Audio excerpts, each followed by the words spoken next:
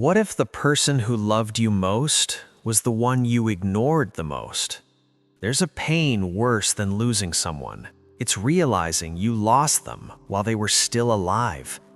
This is the story of a son who had everything except time. His name was Alex. At 32 years old, Alex was living the dream.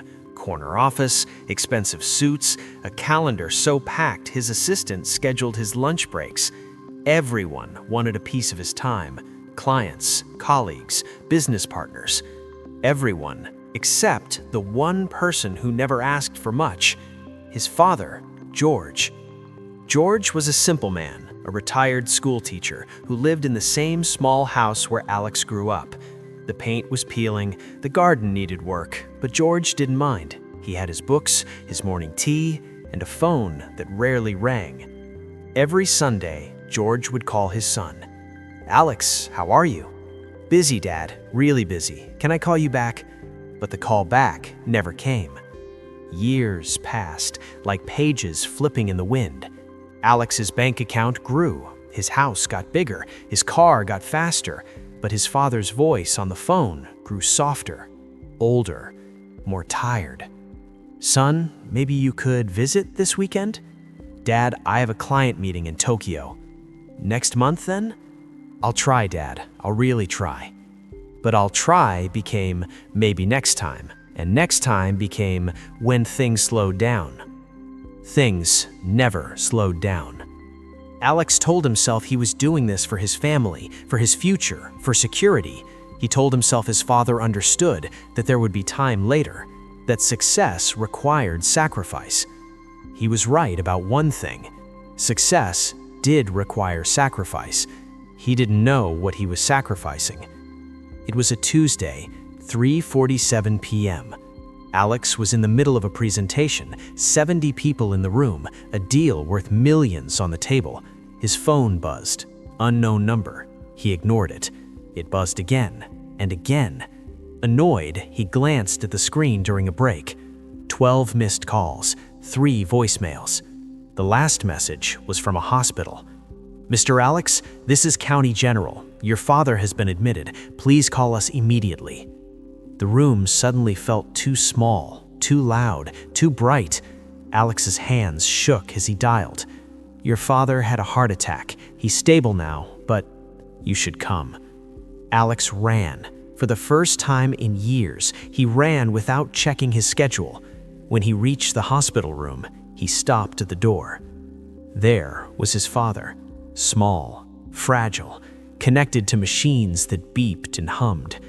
George's eyes opened. He saw his son, and he smiled. That smile broke something in Alex's chest. "You came," George whispered. "Of course I came, Dad. You're so busy. I didn't want to bother you." Those words hit like hammers. I didn't want to bother you.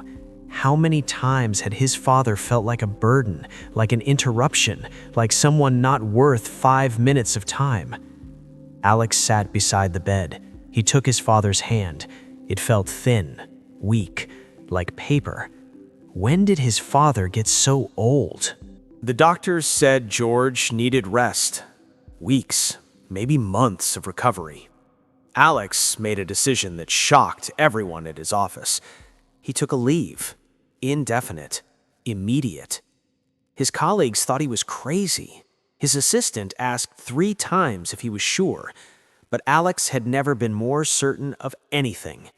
He moved back into his childhood home, the house with peeling paint and the creaky stairs. He cooked his father breakfast. They watched old movies together. They sat in the garden, not talking, just being.